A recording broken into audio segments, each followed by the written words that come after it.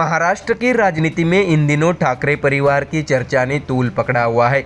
आने वाले बीएमसी चुनाव को लेकर दोनों ठाकरे बंधु यानी उद्धव ठाकरे और राज ठाकरे एक साथ आने की खबरें मीडिया में छाई हुई है। दोनों पार्टी के नेता अपनी अलग अलग राय देते हैं, लेकिन असल में ये मसला राज ठाकरे और उद्धव ठाकरे साथ बैठकर ही सुलझा सकते हैं।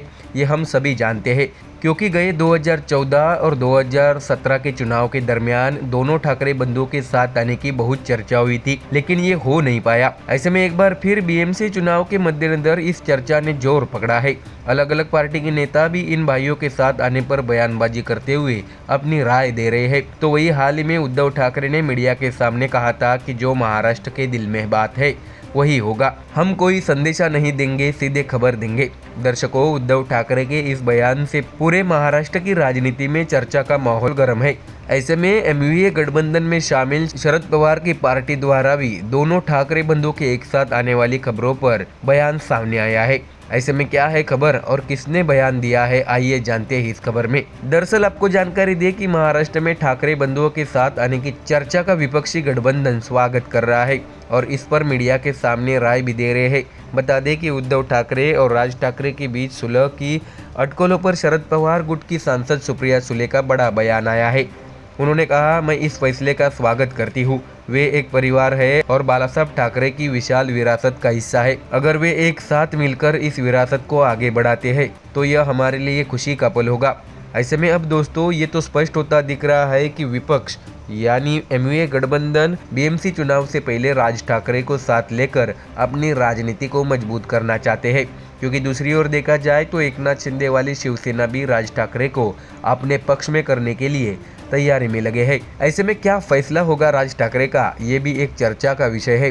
तो वही सुप्रिया सुले ने आगे कहा है कि बालासाहब ठाकरे ने शून्य से शुरुआत कर इतनी बड़ी सेना तैयार की। उनकी मेहनत और उनकी टीम के सहयोग की वजह से शिवसेना यहाँ तक पहुँच गई है। बाल ठाकरे की यह विरासत उद्धव ठाकरे और राज ठाकरे ने ही संभाली। अगर दोनों एक साथ आ जाते हैं तो इससे शिवसेना को और मजबूती मिलेगी। इतना ही नहीं, एनसीपी एसपी सांसद ने कहा है कि वे सभी लोग महाराष्ट्र के हित के लिए काम करना चाहते हैं, वे साथ रहे तो अच्छा ही होगा। दर्शकों, आपको ये भी जानकारी दे कि पिछले दिनों ही एमएनएस नेता अमित ठाकरे ने कहा था कि गठबंधन मीडिया में बात करने से नहीं होता। उद्धव ठाकरे और राज ठाकरे को गठबंधन की किसी भी संभावना को लेकर एक दूसरे से बात करनी चाहिए। अब समझने वाली बात यह भी है कि इस वक्त महाराष्ट्र में बीजेपी शिवसेना एनसीपी गठबंधन वाली सरकार अस्तित्व में है और अब तक रिपोर्ट की माने तो विधानसभा चुनाव हो या लोकसभा, राज ठाकरे का रुख बीजेपी के पक्ष में दिखाई दे रहा था। ऐसे में क्या अचानक से उद्धव ठाकरे से हाथ मिलाने राज ठाकरे तैयार होंगे, ये भी बड़ा सवाल है। तो देखा दर्शकों, जैसे जैसे बीएमसी चुनाव नजदीक आ रहे हैं वैसे ही महाराष्ट्र की राजनीति में नए नए राजनीतिक खेल शुरू हो गए हैं। हालांकि सालों से चर्चा का विषय बने दोनों ठाकरे बंधु क्या इस बार एक साथ आकर कुछ नया उदाहरण महाराष्ट्र की जनता के सामने पेश करते हैं, ये तो आने वाले दिनों में पता चल ही जाएगा। फिलहाल महाराष्ट्र में राज ठाकरे और उद्धव ठाकरे के एक साथ आने की चर्चाओं ने राजनीतिक हलकों में चर्चाओं का बाजार गर्म किया है। Bureau report MDR news.